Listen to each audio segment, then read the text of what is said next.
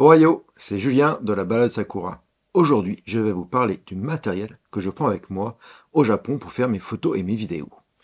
Et oui, parce que cela demande d'avoir un gros sac. Donc voilà, ça c'est mon sac principal où j'ai tout mon matériel photo, vidéo, mais aussi informatique. Donc voilà, donc si vous voyez, c'est quand même un gros sac, hein. C'est quand même, voilà, c'est quand même assez gros. Du coup, en fait, j'ai deux sacs. Ça, c'est quand je fais mes voyages entre les différentes villes, tout mon matériel est dedans. Mais le jour, le quotidien, j'ai un plus petit sac où là, je peux mettre mon appareil photo, les objectifs que je veux.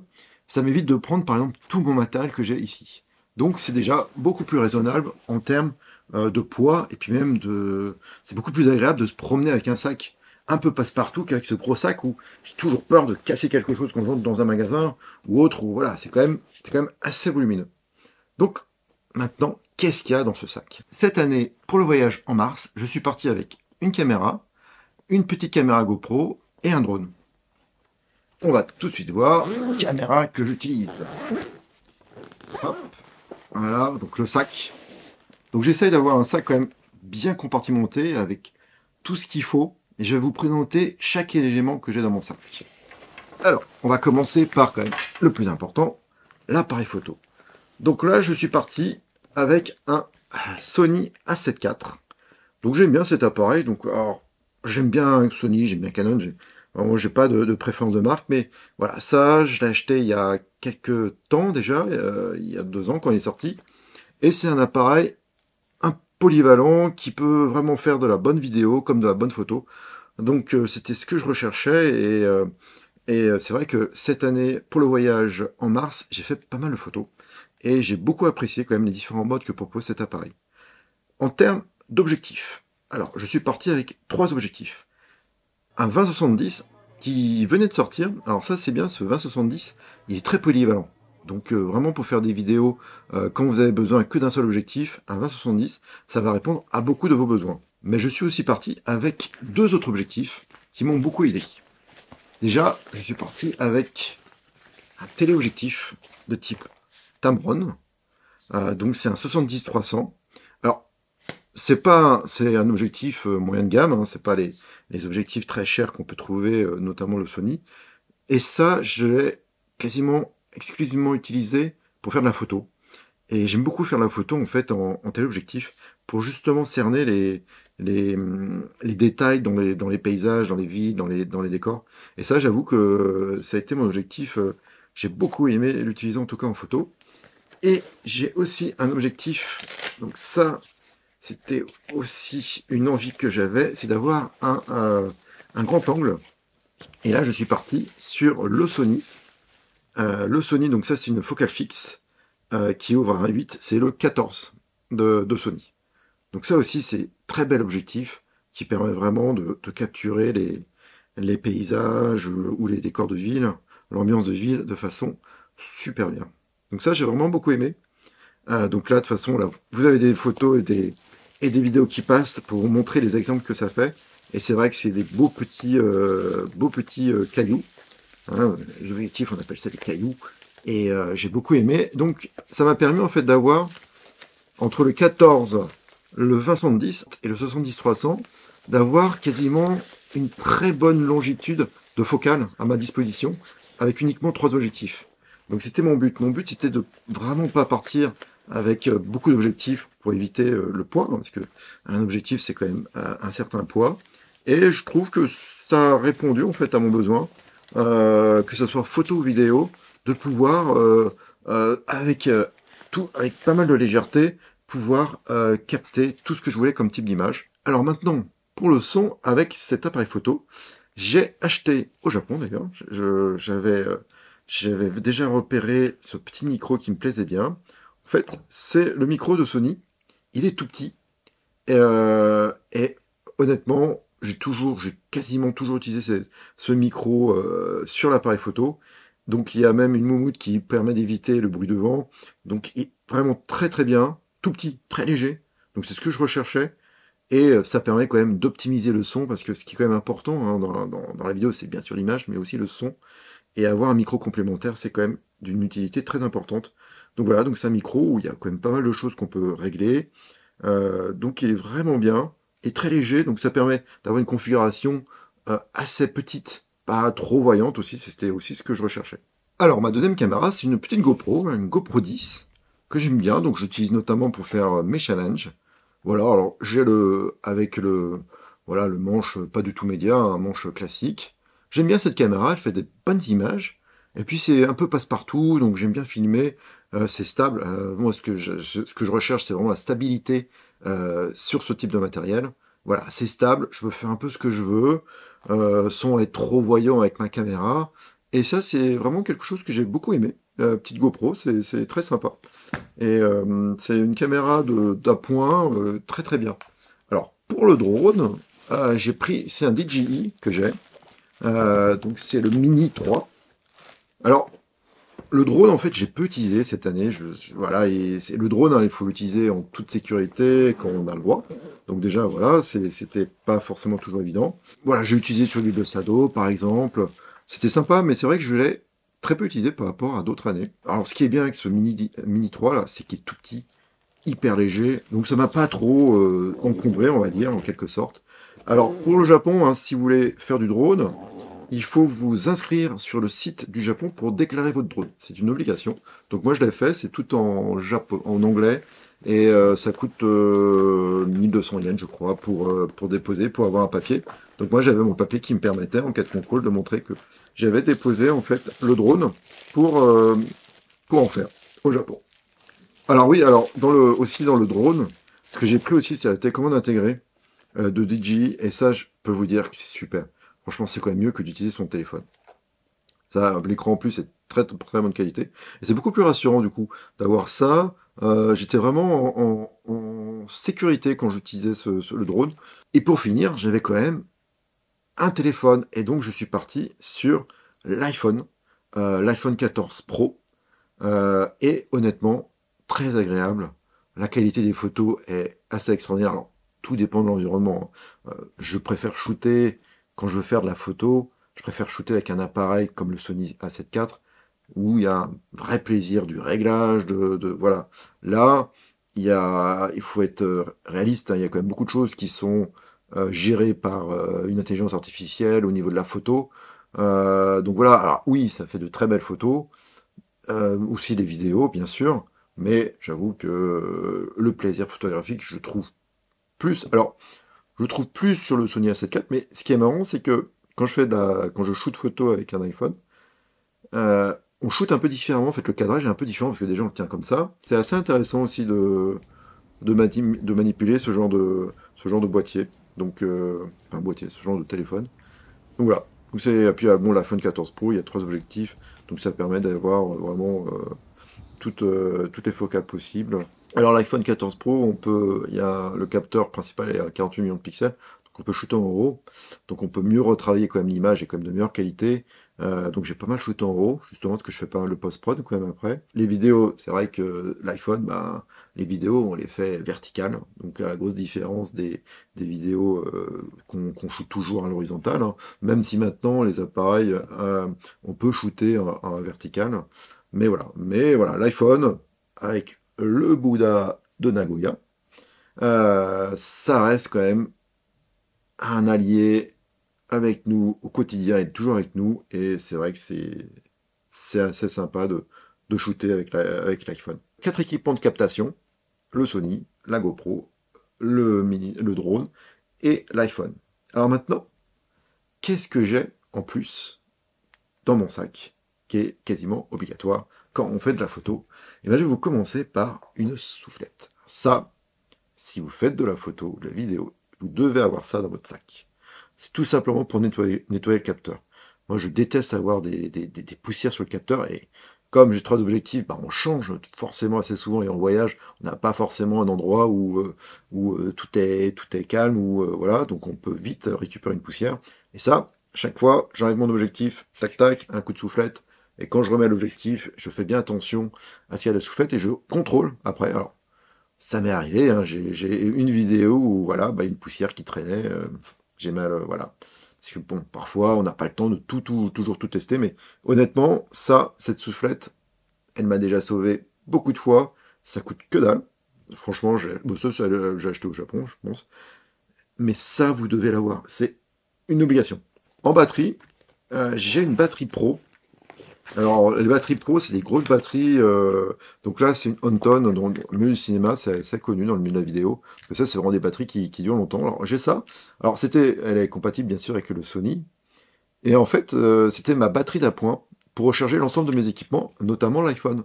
Et comme c'est une grosse batterie, j'ai jamais eu de problème en fait d'iPhone. Parce que quand on fait beaucoup de vidéos et de photos avec l'iPhone, bah, la batterie se décharge assez rapidement. Ou même, j'ai monté pas mal de petits reels sur l'iPhone, bah, ça prend beaucoup de ressources. Et ben ça, avec ça, je peux vous dire que j'ai jamais eu de problème. La batterie, elle tient, c'est une énorme batterie. Et donc elle peut se fixer aussi au Sony A7 IV si on veut de la batterie complémentaire. Donc ça, c'est voilà. Alors c'est assez cher hein, ce type de batterie, c'est des batteries pro, mais bon, c'est quand même un investissement qui est plutôt bien. Alors maintenant, passons aux accessoires. Donc j'ai toujours un petit chiffon pour nettoyer mes objectifs. J'en ai un, j'en ai même plusieurs, hein, ça j'en utilise beaucoup. En batterie, je suis parti avec 2 batteries. J'ai jamais eu de problème de batterie de toute façon. Soit je rechargeais, soit de toute façon les nouvelles batteries à utiliser sur Sony, c'est des batteries qui durent très longtemps. Donc franchement, 2 batteries par jour, hein, parce qu'après voilà, il faut recharger quand même chaque soir. Ça m'a suffi. Voilà. Donc ça c'est plutôt pas mal. Alors pour les SD cards, j'utilise une solution très simple. J'ai 2 pochettes de couleurs différentes. Alors ces petites pochettes qu'on achète dans les Sangen Shop, j'en ai énormément, j'adore. Ça permet vraiment de bien voilà, séparer ces différents équipements. Alors la pochette verte, c'est pour les cartes SD ou autres que je n'ai pas encore utilisées. Donc ça c'est qu'est-ce qui me reste comme carte pour enregistrer mon contenu. Et la pochette blanche, c'est pour les SD cards que j'ai déjà utilisées pour enregistrer mon contenu. Donc là, comme vous voyez, la pochette est pleine, parce que ça, c'est mes cartes qui reviennent de mon voyage du Japon. Donc, principe de base, je n'efface jamais une carte SD lors de mon voyage. Bien sûr, en France, une fois rentré, je fais un backup et je peux réutiliser les cartes. Mais là, bon, pour l'instant, j'ai pas refait de voyage, donc j'ai pas eu la nécessité de reformater des cartes venant du Japon, donc je laisse toujours mon contenu, pour l'instant, sur les SD cartes. Et ce qui est intéressant, c'est que ça me permet d'avoir les 2 pochettes, ça me permet de voir, tiens, qu'est-ce qu'il me reste, voilà. Alors, en termes de SD card, j'utilise, c'est classique, alors, le Sony, en fait, permet d'avoir, suivant les SD utilisés, d'avoir une qualité d'enregistrement différente. Donc, j'ai quand même acheté quelques cartes, alors, j'ai acheté une CF, pardon, standard A, mais ça coûte très cher, c'est que 80 gigas de stockage, ça coûte très cher, alors ça, j'ai vraiment utilisé avec parcimonie, hein, vraiment pour enregistrer quand je voulais tester un enregistrement haute qualité, fréquence d'image élevée. Voilà, sinon j'utilise voilà, énormément des cartes de type Lexar. Alors, bien sûr, j'essaie de prendre quand même les standards, les V90. Donc ça me permet quand même d'avoir une sécurité d'enregistrement. Donc voilà, donc j'ai des 128. Ah oui, alors, faites attention parce que souvent on peut se dire, ouais, je vais acheter des grosses cartes, des 512 et tout ça, mais le problème c'est que si on perd une 512 Go, bah, on perd tout. Alors moi je préfère en fait avoir la méthode, je préfère avoir plusieurs cartes, comme ça, si j'ai une carte qui foire, parce que bah, ces cartes-là, comme ça peut quand même s'abîmer, bah voilà, ça m'évite de perdre d'un bloc beaucoup de données, donc j'ai souvent des 128, et je dois avoir quelques cartes 256 aussi, mais là qui sont pas là, et voilà, donc je pars plutôt sur des cartes 128, 256, j'ai pas de 512 ou de 1 Tera, déjà ça coûte très cher. Et je vous dis, si la carte, elle se bousille alors qu'on enregistre une vidéo par exemple, bah on perd tout. Donc je préfère optimiser et avoir plusieurs cartes SD. Puis avec mon système de pochette, ça me dérange pas trop. Alors, au Japon, ce qui est important, c'est quand même d'enregistrer ces images, de stocker ces images et puis de faire les montages si nécessaire. Donc, lors de ce voyage, j'ai acheté des disques Samsung, des disques SSD Samsung. Donc, ils sont de très bonne qualité, ils sont pas très chers, c'est les T7 de Samsung. Donc là, j'ai acheté 1 Tera et j'ai acheté 2 de 2 Tera. Alors, ce qui est marrant, c'est que finalement, celui-ci, je ne l'ai pas du tout utilisé. J'ai utilisé que celui-ci, donc j'ai quasiment rempli en fait les 2 Tera sur ce disque, mais j'avais en cas de backup celui-ci, enfin en cas de backup, en cas de continuité, j'avais celui-ci, mais finalement j'ai pas eu le besoin de le faire. Alors, le principe, c'est que à chaque fin de journée, j'enregistre mes images, donc c'est une sauvegarde hein, par rapport à mes SD, j'enregistre mes images sur le disque qui s'appelle Rush, d'accord? Et lui, c'est le disque qui me permet de faire le montage, en fait, de mes vidéos. Alors, le format, il est exFAT, comme ça me permet, si je veux le mettre sur un PC ou autre, ça me permet d'avoir cette possibilité. Et voilà, donc ce disque-là a intérêt pour faire les montages, et ce disque-là pour faire les rushs. Voilà, donc moi je suis sur plateforme Macintosh, donc MacBook, donc j'utilise Final Cut comme logiciel de montage. Donc voilà, donc ça c'est aussi important hein, de ne pas oublier de faire ces backups de façon journalière, c'est possible. Hein. Après, bon, bah, si vous arrêtez une journée, bah, vous le faites le lendemain. Mais c'est important, donc je backupais. Tous mes équipements se backupaient, le, même l'iPhone. Pourtant, l'iPhone, je suis avec une solution avec iCloud, donc ça va dans le cloud. Et j'ai préféré quand même quand je pouvais, alors moins à intervalle de temps moins régulier, je backupais quand même mes images iPhone. Donc voilà. Donc ça, très important, hein, les SD, le backup sur les disques SD. Alors ce qui est bien, c'est aussi c'est tout petit. Hein. C'est tout petit, c'est super léger, donc ça c'était quand même super pratique. Alors pour finir, j'ai aussi quelques autres types d'équipements, notamment j'ai un sensor cleaner avec des petites balayettes pour nettoyer là, le sensor. Alors, j'en ai toujours, parce que si ça ne suffit pas, bah, il faut passer avec des choses bien plus importantes, donc du liquide et puis ça. Et ça marche bien, alors il faut pas avoir peur de faire ça sur son capteur.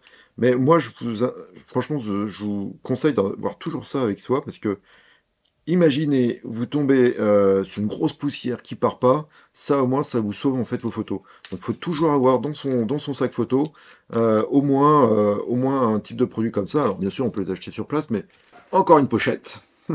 J'adore les pochettes. Hein. Donc ça c'est aussi ma pochette. Alors j'ai pas ça dans cette pochette. Je mettais tous les câbles, les alimentations, les adaptateurs pour le Japon, tout ça, les câbles électriques. Donc voilà, donc ça c'est une pochette que je mettais à l'avant du sac. Et pour finir, j'ai aussi, donc comme j'avais une carte CFA, j'ai dû acheter en fait un adaptateur spécifique Prograde pour la lecture en fait des images sur les cartes. Mais finalement, c'était plutôt pas mal parce que ça m'a permis d'être complémentaire. Parce que j'ai un MacBook avec un lecteur de carte SD intégré. Mais voilà, ça me permettait d'avoir aussi, en cas de problème, aussi un deuxième lecteur de carte SD. Donc voilà. Donc toujours, hein, rangé dans les pochettes, moi ça me permet de vraiment bien savoir où est mon équipement. Quand le soir, en plus dans les hôtels, donc moi j'avais des hôtels assez petits, les chambres d'hôtel, hôtel business. Donc c'est quand même un environnement où voilà, on se pose et voilà, il faut être assez organisé pour que ça aille plus vite. Donc voilà, ça c'est mon équipement photo vidéo de cette année 2023. Alors bien sûr, hein, j'aurais bien aimé avoir un trépied, un stabilisateur, tout ça, mais tout ça c'est du poids en plus. Et là, j'avais pas de projet de documentaire. J'ai fait beaucoup de repérage, pour tout vous dire, en espérant que ça aboutisse sur des projets autres pour l'année prochaine. Mais là, c'était vraiment faire du repérage. J'aurais bien aimé avoir un trépied dans certaines occasions, parce que c'est quand même bien de se poser sur un trépied. L'appareil photo est quand même, enfin, on fait des cadrages un peu différents et c'est plutôt très qualitatif. Alors, il y a quand même quelque chose que j'aurais bien aimé avoir, que j'ai pas fait. Et ça, j'aurais dû prendre le temps de le faire. En fait, c'est d'avoir des filtres ND. Là, je vous ai montré aucun filtre parce que j'ai filmé avec aucun filtre là cette année. Et ce qu'il faut savoir, c'est quand on utilise par exemple le log et des choses comme ça là, sur ces appareils photo, c'est très très très utile d'avoir des filtres ND qu'on peut mettre devant donc pour atténuer en fait la lumière et avoir des images de plus belle qualité. Donc ça, l'année prochaine, clairement, je partirai avec des filtres ND pour améliorer en fait la qualité des images. Voilà, donc c'est vraiment ça la seule truc. Alors j'aurais pu en acheter au Japon, mais toute la problématique des filtres ND, c'est qu'il faut quand même savoir les utiliser. Voilà, donc là, j'avais pas forcément le temps voilà, d'utiliser tout ça. Donc j'ai préféré me dire, bon, c'est pour une prochaine fois, tant pis. Bon, après, les réglages font que je m'en suis très bien sorti sur certaines prises captation. Mais voilà, il faut quand même passer un peu de temps pour bien comprendre comment utiliser ces filtres ND. Voilà. Bah voilà, bah écoutez, j'espère que ça vous a plu. Alors, j'ai mis plein d'images pendant la vidéo pour vous montrer un peu qu'est-ce que ça pouvait donner. N'hésitez pas à me dire en commentaire, vous, qu'est-ce que vous avez comme matériel, et puis qu'est-ce que vous verrez de plus dans ce matos, puis, ou peut-être qu'est-ce que j'ai oublié, des choses comme ça. N'hésitez pas à les mettre en commentaire. Moi, je vais m'organiser pour l'année prochaine. Bon, je pense que je garderai à peu près le même matos, hein, de toute façon. Ah, peut-être aller prendre un stabilisateur. Ils sont quand même de plus en plus légers. Et bon, après, c'est quand même assez volumineux. Et bon. Mais voilà, voilà, voilà. Donc, moi, ça me plaît. Moi, c'est toute la partie un peu organisationnelle qui est aussi importante quand on fait de la photo vidéo lors d'un voyage. Voilà, donc n'hésitez pas, si vous n'êtes pas encore abonné à ma chaîne, n'hésitez pas à vous abonner à ma chaîne, n'hésitez pas à mettre un commentaire, et moi je vous dis à bientôt. Matane!